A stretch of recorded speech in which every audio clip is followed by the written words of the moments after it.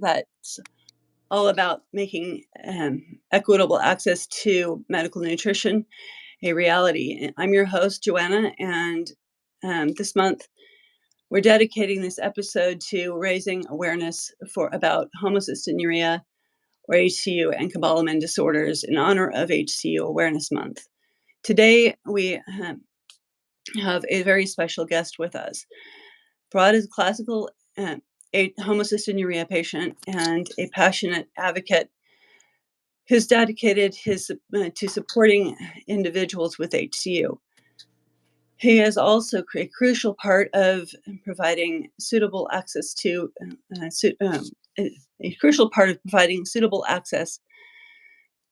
suitable food options for those who with dietary restrictions. As we dive into this episode, we will explore Bharat's personal journey, his advocacy efforts, and the amazing work being done to Taste Connections. We'll also touch upon the Medical Nutrition Equity Act and how it can impact the lives of individuals managing conditions like HCU. But before we dive into this conversation, it's essential to remember the Medical Nutrition Equity Act is still pending, is still a pending bill. And that could revolutionize the way healthcare companies cover medically prescribed foods, formula, and necessary vitamins.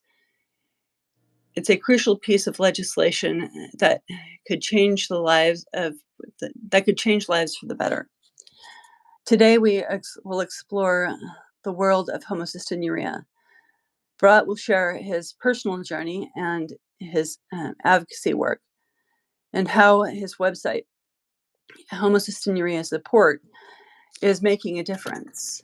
We'll also delve into the incredible work of Taste Connections and how Taste Connections is doing under Malathie's legislation leadership. So, whether you're someone who is directly impacted by HCU, a caregiver, or a healthcare professional, this episode is for you. Let's get started. Can you share with us your personal journey with classical HCU? Whether and when you were first diagnosed, and what and how it has impacted your life. Yes, again, first, I was diagnosed late at the age of 2 years old because of seizures. I was admitted in the hospital in London, England, with seizures. Finally, after a lot of tests, the doctors at the hospital. Finally, after a lot of tests, the doctors at the hospital diagnosed me with classical homocystinuria. Everything revolves around my diet. I still take my seizure medication and watch what I eat. I I have a lot of fractures on my shoulder, knee, etc. In 2019, after a big fall, even with surgery with plates and screws on my right foot, leg and ankle. It took me nearly 1.5 years to recover from the surgery. I was afraid I was not going to be able to recover. It took a lot of patience for me to actually deal with it. Like actually for the first 4 weeks, I was actually in a cast. Then I was in a then I was in a brace. Then slowly I I could use it. After that, I I actually needed a walker to actually walk, and so on. And it was very tricky for the doctors to actually uh, recover. I mean, the to actually do my foot, and just to see whether it was properly done. Okay, So, what's next? so what are some of the most significant challenges you've faced in managing HCU on a daily basis, including dietary restrictions and medical interventions? And controlling my diet, managing my formula and seizure medications. I visit my local endo every year to see whether my bone density is up to the right level. Then I take my supplements like vitamin D, multivitamin, and and HCU Express formula, which is bitter in taste. It doesn't matter how bitter it is. I really have to take it because that's what gives me amount of vitamin D in it, and then also protein. Recently, my sugar level went up while recovering from surgery, but I controlled it very quickly. Right. And so you're one of few patients who's actually diabetic as well as as homocystinuria. Um, And not at all. I was, and uh, while I was while I was having surgery, it was actually 8.3. Then once I had the surgery, and I was able to recover, I actually exercised and then once that was over, I was able to exercise on the bike 20 to 25 minutes a day, wow. starting from last January. I was able to walk with my uncle in from England, who actually visited me for 3 months, starting from for 4 miles, and then after that, on the bike I went 20 to 25 minutes a day. Hmm. About I did 150 to 180 calories, Hmm. and I used to be 190 pounds. Now I've reduced weight to 150. So now my levels have been 6.1 to 6.2. Right. And you're talking about your diabetic levels. Yeah, You're right. yeah, Um, yeah. And my protein levels have been the latest protein level has been homocysteine level has been 32. right. And for reference, normal is between 5 and 20. So, let's see. Um, what motivated you to become an advocate for HCU awareness? And what are the primary goals you of your advocacy work? I have created my website hcusupport.com in 2002 to give information to everyone with recipes, etc. Like I do food demos. I mean, like I do recipe of the hash browns as an example, and then other types of recipes I do.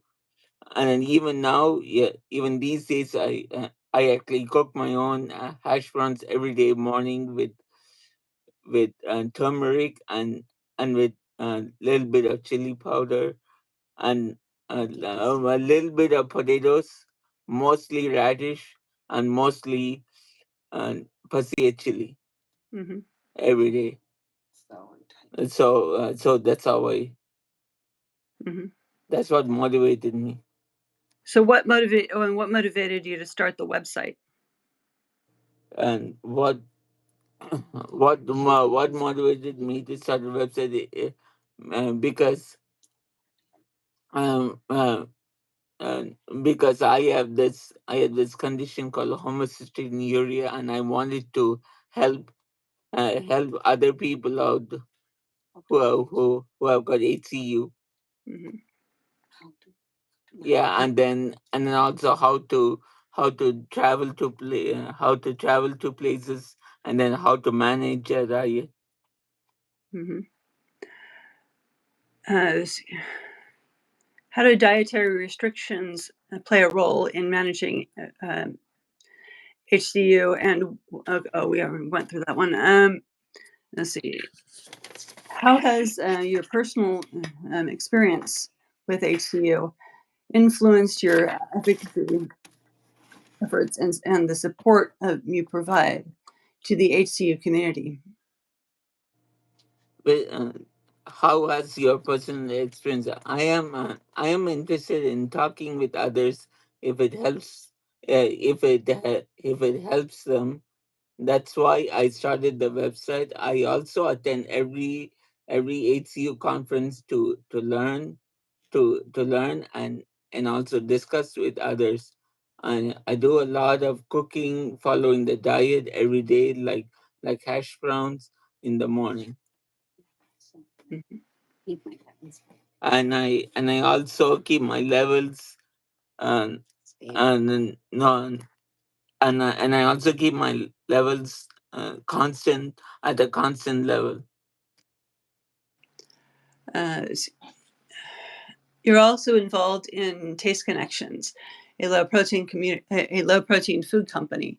Could you tell us more about the products offered there and the significance for individuals with dietary restrictions? Yeah, my my mother Malati Ramanujam has a website called www.tasteconnections.com. There she sells cookies, breads, ready-made mixes that anyone can use, and to make their own breads, cookies, even tortillas that all taste great. She also has unique products like low protein popping tapioca, low protein popcorn, bacon bits, vegetarian, etc. Because of eating these products, my homocysteine levels have been very good. So, how do you help her out? And I actually help her out with I actually help my mother out with the shipping, with doing the and I initially helped my mom to set up QuickBooks when she had employees. I helped to organize their timekeeping. Currently, I help my mother with labeling, packaging for shipping, etc. She makes awesome products that taste like normal food. Mhm. Uh, what are your thoughts uh, on the Medical Nutrition Equity Act, and how do you um, believe it could positively impact individuals with HCU?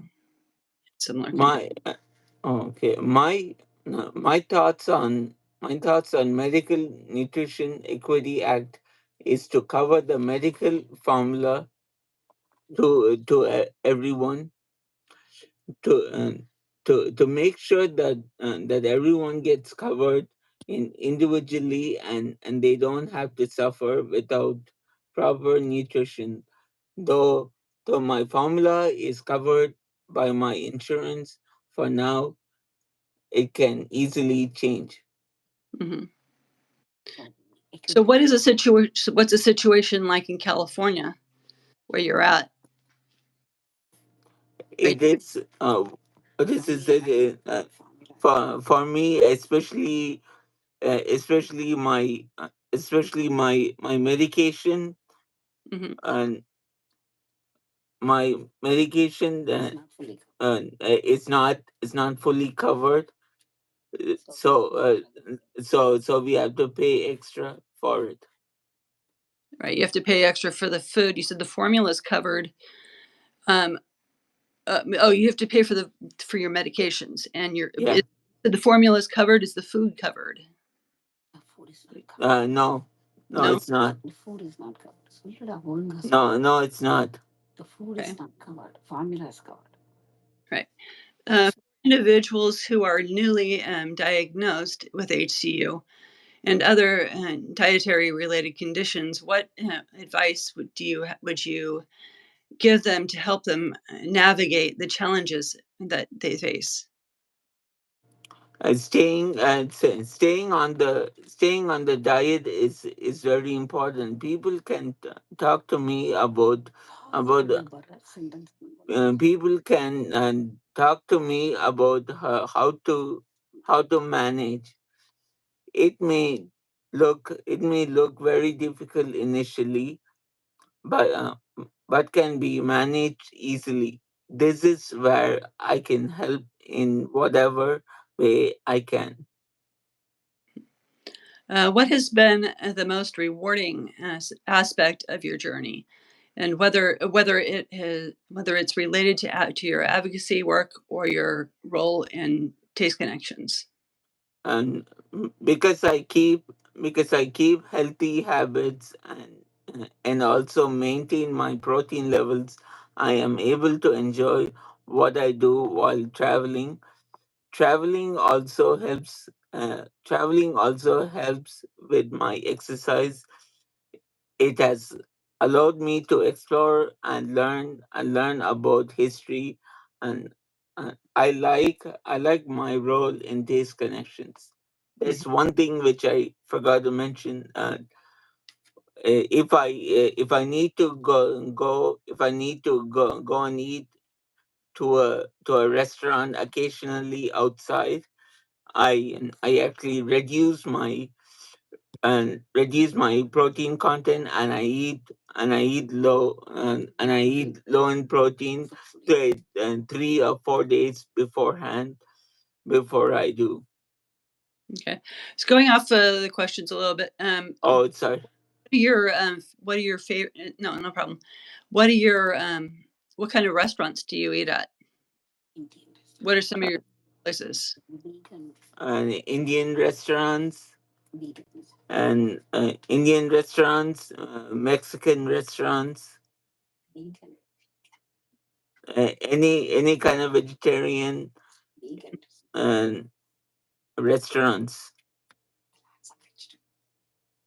Uh, Looking ahead, what are your hopes and aspirations for the HCU community, the support available, and for managing dietary restrictions? And is to is to know whether there is whether HCU can actually come up with an enzyme therapy capsules. Mhm. Actually, easy tabs now, um, but we are always looking for better treatment. Um, let's see. Thank you for joining us. Thank you for joining us today. Um, on this special episode of Nutrition Equity, as we explored the world of classical homocystinuria advocacy and the And vital work being done at Taste Connections. A heartfelt thank you to Bharat and for sharing his personal journey and his involvement in Taste Connections. When where they provide essential low protein options. The family's dedication to supporting individuals with dietary restrictions is truly inspiring. As we wrap up today's episode, we want to remind you of the ongoing efforts to pass the Medical Nutrition Equity Act, a crucial piece of legislation that could revolutionize access to medically prescribed foods, formulas, and necessary vitamins.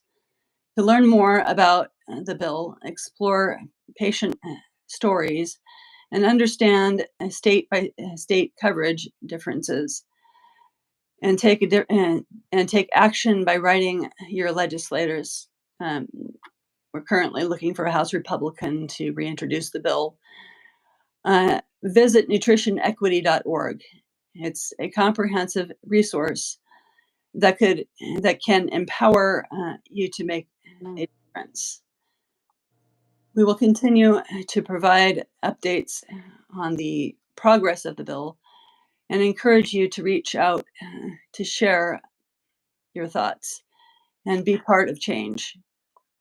Thank you. Thank you, and thank you very much Sure. thank you very much for having me. Yeah. Thank you for being with us today and thank you, Bharat, for sharing his story and his commitment to making a difference. I'm your host, Joanna, and I look forward to having you back on Nutrition Equity for more inspiring stories and informative discussions. Until next time, stay healthy, stay informed, and keep advocating for nutrition equity. Thanks. Bye. Bye.